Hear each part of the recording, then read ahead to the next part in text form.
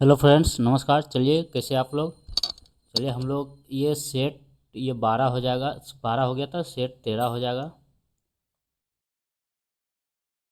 हम लोग NTPC target करके चल रहे हैं। ये एनटीपीसी, ये सेट 13 हो जाएगा। चलिए, 25 से 30 क्वेश्चन रहेगा फ्रेंड्स। इसमें जीके जीएस, आपको मैथ भी मिल जाएगा और कुछ पार्ट करेंट भी मिल जाएगा आपको। इसलिए चैनल के साथ बने रहें और एक छोटा सा प्रैक्टिस सेट लगाते रहें। चलिए, क्वेश्चन नंबर 1। जुलाई 2020 में किस राज्य ने अल्पतर आय अर्जित करने वाले परिवारों से संबंधित बेटियों के विवाह हेतु आर्थिक सहायता प्रदान करने के लिए आशीर्वाद योजना शुरू किया?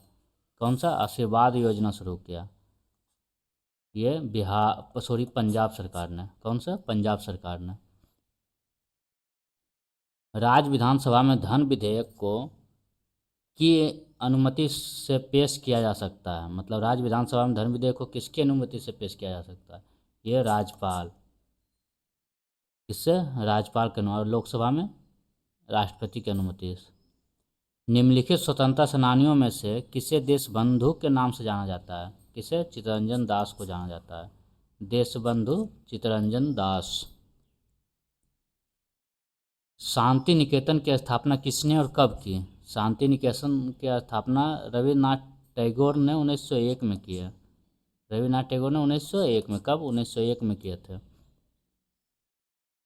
चलते हैं पाँचवा। ये देखिए, मैथ आ गया। मैथ में m+n24 है, तो m-16 पे पावर होल क्यू, n-8 पे पावर होल क्यू का मान क्या है, ये निकालना है।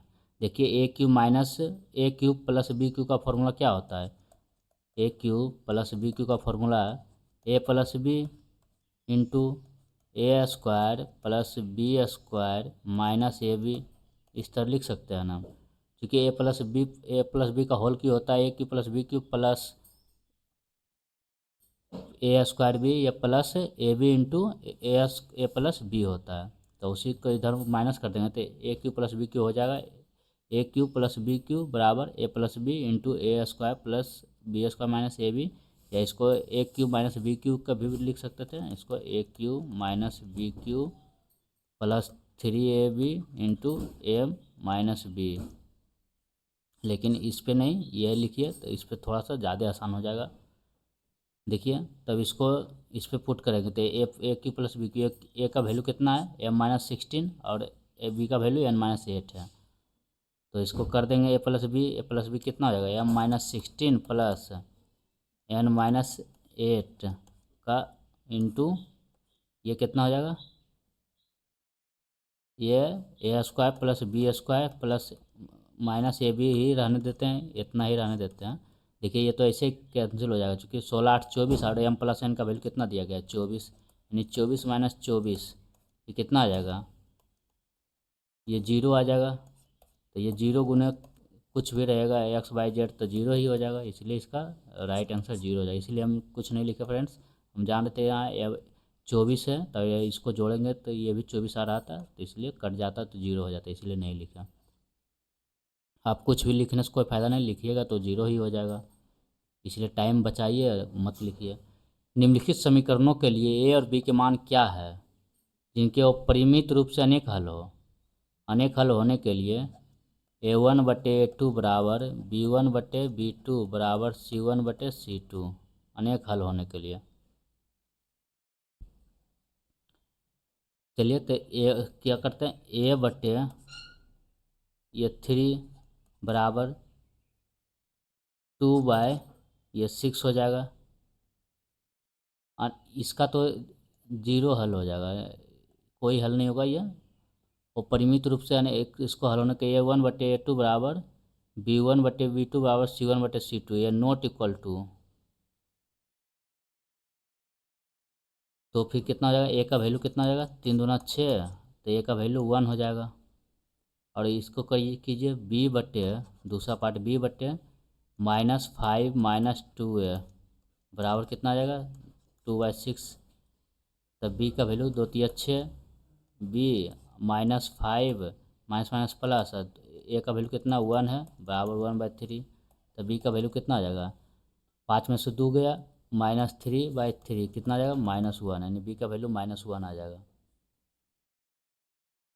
तो बी का वैल्यू -1, तो यहाँ पे कौन सा आंसर हो जाएगा, ए बराबर 1 और बी बराबर -1, ए बराबर 1 और बी बराबर -1, यानी फर्स्ट पार्ट हो जाएगा। कौन सा, फर्स्ट पार्ट हो जाएगा फ्रेंड्स।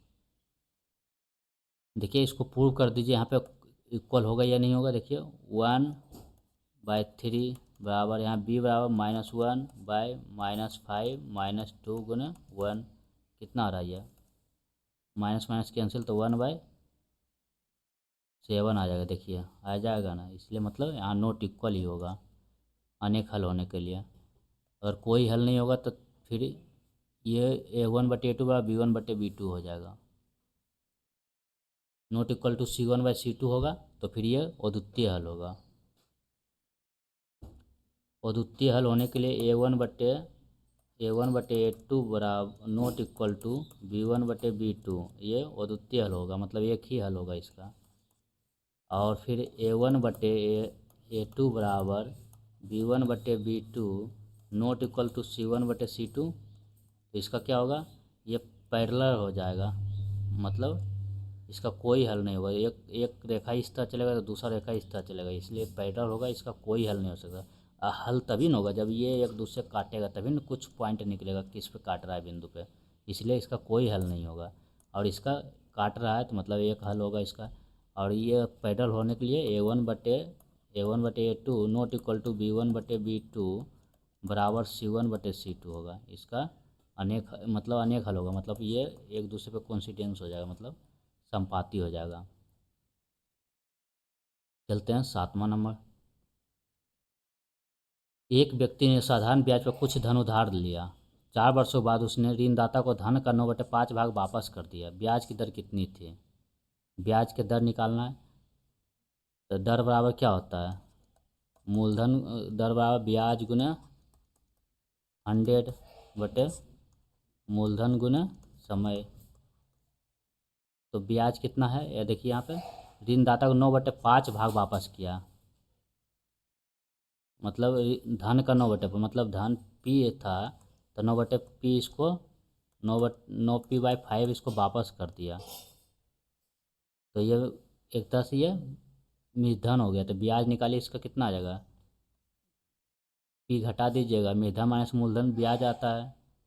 या फिर आप इसको 9:5 है, तो मान लीजिए इसको ये मूलधन है, ये ब्याज है, तो मूलधन मूलधन P था तो मूलधन तो 5 हो जाएगा, क्योंकि ये 5 है, और ये ब्याज हो जाएगा मूलधन, ये मूलधन P है, और तो मूलधन माइनस मूलधन ब्याज निकलेगा, तो यानी 4 निकलेगा। ये ऋणदाता को धन का 9/5 भाग प्राप्त होता है, तो ये ब्याज कितना हो जाएगा 4P/5, क्या हो जाएगा, यहाँ से यहाँ निकालिएगा 4P/5 गुने 100 मूलधन कितना हो जाएगा 5P गुने समय कितना हो जाएगा 4 वर्ष।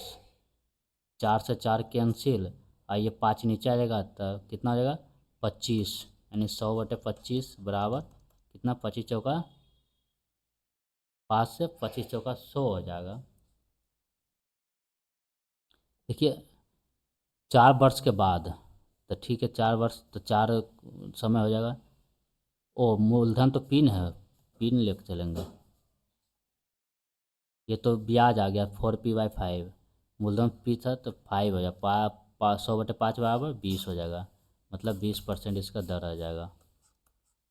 क्योंकि हम P मूलधन मानते हैं, तो उसका ऋणदाता धन का 9/P मतलब 9/5 भाग, तो धन P का 9/5 भाग लौटाया, मतलब ये मूलधन लौटाया। तो ब्याज निकालेंगे तो मूलधन माइनस मूलधन होता है ना, मूलधन माइनस मूलधन बराबर ब्याज होता है।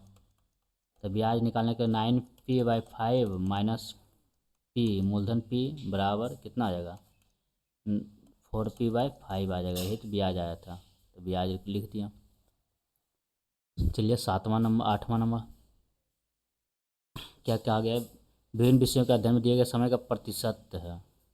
तो यदि क्या, यदि विद्यार्थी 3 घंटे अंग्रेजी 3 घंटे पढ़ता, तो वह गणित कितने घंटे पढ़ता है? अंग्रेजी कहाँ गया? अंग्रेजी 15% है अंग्रेजी, यानी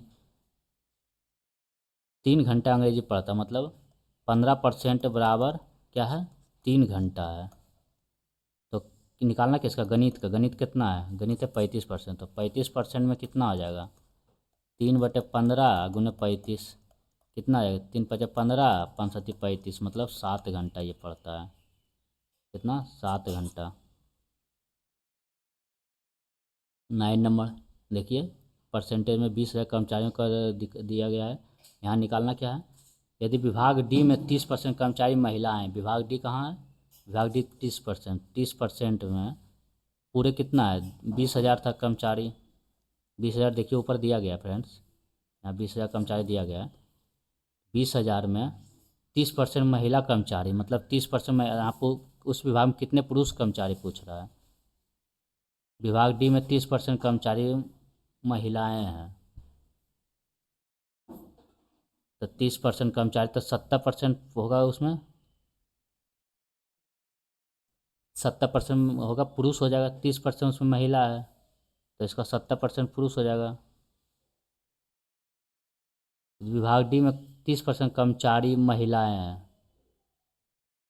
ओ सॉरी, 30% सिर्फ दिया गया है कंपनी का, 30% इसमें दोनों है। देखिए percentage distribute imply in different department of company, मतलब ये 30% इसमें कर्मचारी है, 30% इसमें कर्मचारी है। 20,000 का 30% इसमें कर्मचारी है, और उसमें 30% महिलाएं हैं, तो 70% पुरुष बचेगा। चूँकि 20,000 पहले 20,000 कर्मचारी है, उसमें 30% ये डी है, डी कर्मचारी 30% है, मतलब हर सभी में महिला पुरुष दोनों है, मेन प्लस वोमेन दोनों है। इसमें भी मेन प्लस वोमेन, सब में मेन प्लस वोमेन दोनों है। इसलिए 30% कर्मचारी है 20,000 में, इसमें डी प्रकार के 30% कर्मचारी, उसमें 30% महिला है। 30% कर्मचारी है, 30% महिला है, तो 30% महिला है, तो 70% ही उसमें, तभी ना 100 होगा। 70% होगा पुरुष हो जाएगा, ये मेन निकल जाएगा। तब काट दीजिए, 4 शून्य से ये 4 शून्य चला गया, कितना आ जाएगा? 7×14 7×21 42 आ जाएगा, और ये कितना? 2 शून्य, यानी 42 मेन हो जाएगा। 4200, मतलब 4200 आदमी आ जाएगा पुरुष कर्मचारी। 10 10 नंबर, 2 पाइप ए और बी एक टैंक को क्रमशः 48 मिनट और 66 मिनट में भर सकते हैं। यदि दोनों पाइप एक साथ खोले जाएं तो कितने मिनट बाद पाइप बी को बंद कर देना चाहिए ताकि टैंक 32 मिनट में भर जाए? मतलब टैंक फुल हो रहा है 32 मिनट में। देखिए इसका इस तरह बनता है, ये 32 मिनट में भर जाता है, मतलब बी को बंद कर देना चाहिए ताकि टैंक 32 में, मतलब ए 32 मिनट चला होगा, लेकिन ये इसका पूरा कितना भरता है? 48 मिनट में। और फिर ये मान लीजिए ये x मिनट बाद बंद कर दिया इसको, तो x मिनट ये चला होगा। अब पूरा कितना भरता है? 66 मिनट में। तो दोनों मिला के पूरा भाग भरेगा, एक भाग भरेगा। तो कर दीजिए x/66 बराबर 1 माइनस ये चला गया कितना? 8 चौक 32, यानी 16×2 = 32, 16 48, कितना आ जाएगा? 1/3। यहाँ से काट दीजिए, कितना है? 22। तो x बराबर कितना आ जाएगा? 22, मतलब 22 मिनट, मतलब 22 मिनट के बाद बी को बंद करना होगा, तो टंकी फुल हो जाएगा। 11 नंबर देखिए साइंस है, टैकोमीटर का प्रयोग क्या मापता है? टैकोमीटर मापता है चक्कर प्रति मिनट, RPM, रोटेशन पर मिनट। टैकोमीटर का प्रयोग गति, पालक चक्र आदि की चाल को चक्र प्रति मिनट मापन के लिए किया जाता है। 12 नंबर, मल्टीमीटर में होता है, मल्टीमीटर में क्या होता है? मल्टीमीटर में वोल्ट मीटर होता है, करंट मीटर होता है और ओम मीटर होता है। मल्टीमीटर या बहुमापी एक ऐसा उपकरण है जिससे कई भौतिक राशियों का मापन होता है, जैसे धारा, वोल्टता, प्रतिरोध, निरंतरता। चलिए आजकल डिजिटल मल्टीमीटर का प्रयोग हो रहा है। 13 नंबर, पानी के अंदर की वस्तुओं का पता लगाने के लिए किस यंत्र का उपयोग किया जाता है? पानी के अंदर की वस्तु को पता लगाने के लिए ये सोनार का प्रयोग किया जाता है। किसका? सोनार का। देखिए आप कंफ्यूज मत होइएगा, सोनार का प्रयोग, इसका उपयोग पानी के अंदर वस्तुओं का पता लगाने में किया जाता है। यह साउंड नेविगेशन एंड रेंजिंग का संक्षिप्त रूप है। सोनार का क्या? सोनार, SO से सोनार, N से नेविगेशन और R से रेंजिंग। इसमें अल्ट्रासोनिक वेव्स जनरेटर द्वारा पानी के अंदर भेजे जाते हैं, जो वस्तु से टकरा कर परावर्तित होते हैं और जनरेटर के रिसीवर द्वारा रिसीव कर लिए जाते हैं, जिससे पानी के अंदर वस्तु की स्थिति का पता लगता है। ये सोनार द्वारा। लेजर द्वारा इसकी खोज अमेरिकी वैज्ञानिक टी.एस. सोम्यमन ने 1960 में की थी। यह light amplification by stimulated emission of radiation का संक्षिप्त रूप है। इसका उपयोग शल्य चिकित्सा में धातुओं को जोड़ने, वो काटने में, युद्ध में दुश्मनों को हथियार नष्ट करने में किया जाता है लेजर का। और रडार देखिए, रडार होता है या रेडियो डिटेक्शन एंड रेंजिंग का संक्षिप्त शॉर्ट फॉर्म है। यह प्रतिध्वनि के सिद्धांत पर कार्य करता है। इसकी सहायता से वायुयान की दिशा व ऊंचाई को ज्ञात किया जाता है। सोनार से समुद्र के गहराई में पानी के अंदर, और रडार ऊपर, मतलब इसमें भी वही परावर्तन का सिद्धांत पर काम करता है, ध्वनि के सिद्धांत पर कार्य करता है। वो वापस आता, प्रतिध्वनि वही हुआ, कोई भी छोड़ा फिर वो वापस आया, तो वही रडार या वायुयान की दिशा ऊंचाई को ज्ञात किया जाता है। स्कूबा, इसका उपयोग गोताखोर, स्कूबा डाइविंग सुने होंगे। इसका उपयोग गोताखोरों द्वारा पानी के अंदर सांस लेने के लिए किया जाता है। यह self contain under water breathing apparatus का संक्षिप्त रूप है। चलते देखिए, ये रीजनिंग आ गया। एक निश्चित कुट भाषा म्यूचुअल को इस प्रकार लिखा जाता है, तो मार्केट को इस प्रकार लिखा जाता है, तो मॉड्यूल को किस प्रकार लिखा जाएगा? म्यूचुअल देखिए, म्यूचुअल एम कितना है? 13 होता है। 13 इधर M13। यू कितना होता है? 21 होता है।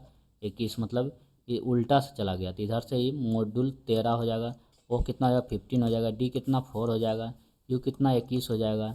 एल कितना हो जाएगा? 12 हो जाएगा। ये ई कितना? 5 हो जाएगा। मतलब 5 12 21, 5 12 21 15, 5 12 21 4, 5 12 21 4 15 13, यही इसका राइट आंसर हो जाएगा। 15 नंबर, 15 देखिए किस प्रकार जुड़ा हुआ है,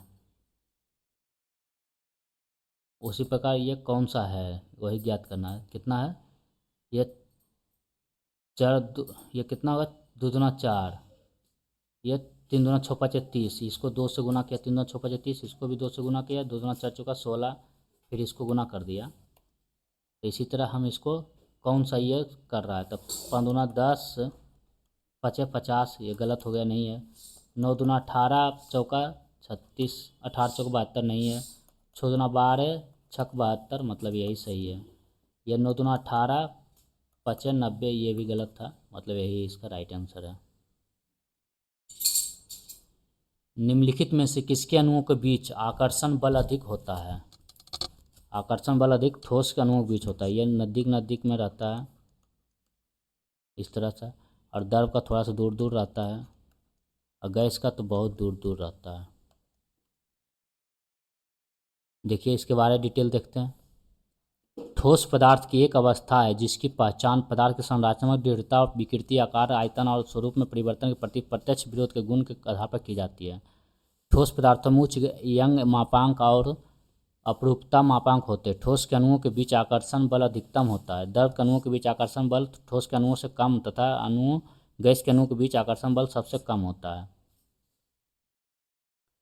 सॉलिड सबसे ज़्यादा, लिक्विड उससे कम और गैस। प्लाज्मा पदार्थ की चौथी अवस्था है बोन्स-आइंस्टीन। पांचवी अवस्था फ्रेंड्स, पदार्थ के संदर्भ में निम्नलिखित कौन सा कथन सही नहीं है? पदार्थ के कणों के बीच कोई आकर्षण बल नहीं होता, ये गलत है। आकर्षण होता है। पदार्थ के कण द्रव और वायुओं में सतत स्थानांतरित होते हैं, सही है। पदार्थ कणों से बना होता है, सही है। पदार्थ के कणों के बीच अंतर होता है, सही है।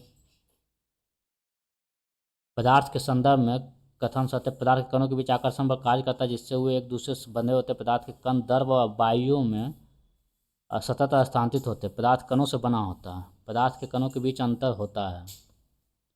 चलते ठोस के कणों के संदर्भ में कौन सा क्या सही है? ठोस के कणों के बीच में ये व्यवस्थित तरीके से विन्यासित होते हैं, क्या, जिनका आकार और आयतन निश्चित होते हैं एवं कणों के मध्य आकर्षण बल अधिक होता है, वो ठोस कहलाते हैं। अर्थात प्रत्येक ठोस अभी भी कणों से मिलकर बनता है।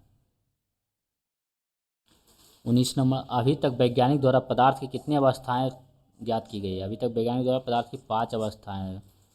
देखिए, पदार्थ ब्रह्मांड की विषय वस्तु है। प्रत्येक वस्तु जो स्थान घेरती है जिसमें द्रव्यमान होता है पदार्थ या द्रव कहलाती है। वैज्ञानिकों द्वारा पदार्थ की 5 अवस्थाएं तय की गई है। कौन कौन सा है? पहला ठोस, दूसरा गैस, दूसरा द्रव, तीसरा गैस, चौथा प्लाज्मा और पांचवा बोस आइंस्टीन कंडेंसेट। देखिए फ्रेंड्स, जनरली 9 तक हम लोग 3 ही पढ़ते हैं, 9 10 तक। फिर जनरल में जब आते तक और ज़्यादा हाई लेवल पे जाते हैं तो प्लाज्मा और बोस आइंस्टीन कंडेंसेट भी आ जाता है। चलिए 20 नंबर, एक शुद्ध पदार्थ क्या है? एक शुद्ध पदार्थ मीथेन एक शुद्ध पदार्थ है। चीनी का घोल भी मिश्रण है, ये भी शुद्ध पदार्थ नहीं। इसमें भी बहुत सा दूध भी मिश्रण है, इसमें भी बहुत सा केमिकल मिला हुआ रहता है। वायु में भी बहुत रहता है, इसलिए मीथेन शुद्ध पदार्थ है। पृथ्वी सतह के नीचे पेट्रोलियम पदार्थों के साथ प्राकृतिक गैस के रूप में पाई जाती है। यह दलदली भूमि में भी मिलती है, इसलिए इसे मार्स गैस भी कहा जाता है और धान की खेती से भी निकलता है। चलते हैं आगे। 21 नंबर, एपिग्राफी का क्या अभिप्राय है? एपिग्राफी शिलालेखों का अध्ययन करता है। किसका? शिलालेखों का अध्ययन करता है एपिग्राफी। और देख लीजिए इसके बारे में, और भी देख लेते हैं। ऑस्टियोलॉजी कंकालों का अध्ययन करता है। एपिग्राफी शिलालेखों का अध्ययन करता है। कार्टोग्राफी मानचित्रों का अध्ययन करता है। और न्यूमिस्मेटिक सिक्कों का अध्ययन करता है। कार्टोग्राफी मानचित्र, न्यूमिस्मेटिक सिक्कों का, एपिग्राफी शिलालेखों का, ऑस्टियोलॉजी कंकालों का अध्ययन करता है। इसलिए इसका राइट आंसर शिलालेखों का अध्ययन, ठीक है। ये था ऑस्टियोलॉजी कंकालों का अध्ययन। तो इसका आंसर तो बी है, लेकिन ये बी में ये आएगा। चलिए आगे चलते हैं। पक्षियों के अध्ययन को क्या कहा जाता है? पक्षियों के अध्ययन को ऑर्निथोलॉजी कहा जाता है। क्या? ऑर्निथोलॉजी। ऑर्निथोलॉजी पक्षियों का अध्ययन। हर्पेटोलॉजी उभयचर एवं सर्पों का अध्ययन। ऑफ्थल्मोलॉजी आँखों का चिकित्सीय अध्ययन। और एंथ्रोपोलॉजी मानव के कर्मिक विकास का अध्ययन। 23, सब्जियों, फलों और फूलों जैसे उच्च मूल्य वाली फसलों की खेती को क्या कहा जाता है? यह कहा जाता है इसे हॉर्टिकल्चर। क्या? हॉर्टिकल्चर। और देख लेते हैं इस जो है हॉर्टिकल्चर विज्ञान वह शाखा जिसमें अनाज, फूल और पौधों को उगाने से लेकर उसके व्यापार तक अध्ययन किया जाता है। हॉर्टिकल्चर मानव उपयोग के लिए इस्तेमाल होने वाले पौधों के विज्ञान, तकनीक और विपणन से जुड़ा हुआ क्षेत्र है। इसे 2 भाग, खाद्य फल सब्जी अनाज तथा अखाद्य फूल पौधे के रूप में जाना जाता है। कोशिकाओं के अध्ययन को क्या कहा जाता है? कोशिकाओं के अध्ययन को साइटोलॉजी कहा जाता है। क्या? साइटोलॉजी कहा जाता है। यह सीरम एवं अन्य शारीरिक तरल पदार्थों के अध्ययन को सीरोलॉजी कहा जाता है। रोगों की पहचान और निदान की विवेचना के अध्ययन को इटियोलॉजी। क्या? रोगों की पहचान और निदान की विवेचना को इटियोलॉजी, सीरोलॉजी। सीरम में अन्य तरल पदार्थों के अध्ययन को, और कोशिका में कोशिका झिल्ली के अंदर को छोड़कर संपूर्ण पदार्थों को कोशिका द्रव कहते हैं। यह रवेदार जेली नुमा और अर्धतरल पदार्थ है। यह कोशिका के 70% भाग की रचना करते हैं।